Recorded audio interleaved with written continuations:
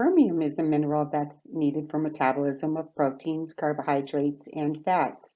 It's also used in the breakdown of glucose by insulin to help regulate your blood glucose or your blood sugar level. It may reduce hunger, cravings, and binge eating. It's found in jojoba and stevia, not the stuff that you're thinking of. What I'm talking about is the leaves, the herb part. And here are some herbs that contain chromium. Cobalt. I always thought it was the color blue, but I knew it was because I had to go through chemistry. So what is it? It's a cofactor for metabolism. Remember that cofactor, it's a chemical compound binding with a protein to make a catalyst for energy production. Metabolism. It is actually part of B12. It's needed for cell function like nerve cells, production of some proteins, and creating neurotransmitters. It also plays a role in the red blood cell production. It stimulates something called erythropoietin production, which is needed for the antibacterial and antiviral cell production in the bone marrow. Herbs that are high in cobalamin, which is the component in B12, will have small amounts of cobalt. You typically will get it from things that have, from foods that have B12, like meat, milk, eggs. There are a few herbs that have B12. So here's some herbs that have mainly B12, which has cobalt in them.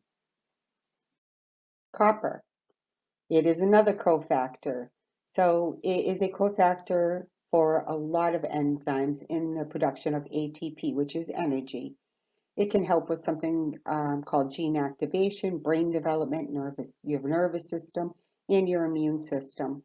It's needed to metabolize iron. You find it in your skeletal system, your brain, your liver, kidneys, and heart. Vitamin C and zinc. This is something that I think is important because I think a lot of people have learned that it can help with your immune system. Well, what happens is zinc and vitamin C can compete with the absorption of copper in your gut. So typically you would take in enough copper, but it's something to watch if you take a lot of zinc and vitamin C. Oftentimes you just need to take it in with a balanced diet. And just like with any of these minerals, too much is not always a good thing. These herbs contain copper. Iron, it's needed for energy metabolism.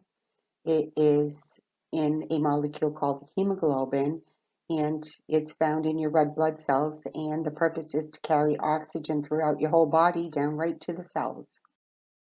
And here are some herbs that contain iron. Fluoride is actually another mineral too. It's thought to reverse the beginning and progression of tooth decay. It stimulates the formation of new bone and it binds with the calcium in your teeth and bones.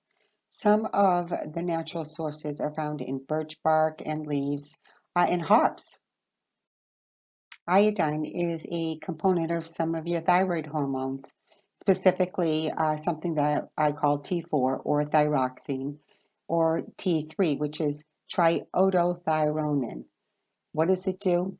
It's pretty important again. It helps regulate biochemicals, meaning chemicals in your body, any kind of metabolic activity, your immune system, development of skeletal and central nervous systems in fetuses and infants. Can also impact weight loss or weight gain.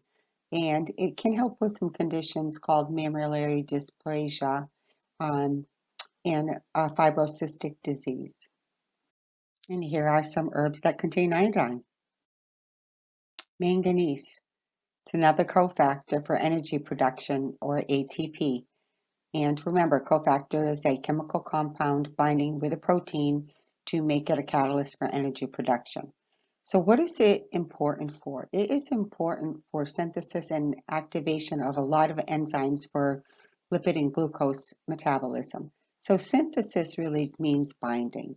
It helps accelerate the synthesis of vitamin B, vitamin C, and protein. It's also important for the process of making red blood cells, hematopoiesis. That's all done in the bone marrows, the liver, and the spleen. It also helps to regulate the endocrine system. It helps to improve your immune functioning, and it is thought to play a role in bone formation. And here's some herbs that contain manganese. Well, this one's a mouthful. Molybdenum. It is a cofactor for energy production. It also works to activate enzymes to break down sulfites and to prevent toxins from building up in your body. And here's some foods and herbs that contain molybdenum. Selenium. It's an antioxidant that is thought to prevent your body from damage caused by harmful molecules called oxygen-free radicals. That I talked a little bit about in metabolism. So some antioxidants are vitamins, such as beta-carotene, vitamin E and C, and they're naturally found in fruits and vegetables. You can get them as supplements. And oxygen-free radicals caused by cell metabolism. So some sources for selenium are garlic, stevia, and something called glucomannan. Zinc, which is another cofactor for metabolism. They are cofactors or molecules that are acting as catalysts for the enzymes.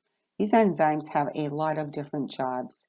Some of the jobs are to make protein, genetic material. Those need zinc. Zinc also has a role in healing of your wounds, in your immune system, fetal development. It's a big one. And if you notice, these are the herbs that have zinc. There are a few herbs that seem to have a lot of minerals in them. Rosemary is here a lot, thyme, sage. I hope this has been helpful. The next part will be vitamins, and I will talk a little bit more about how important vitamins are.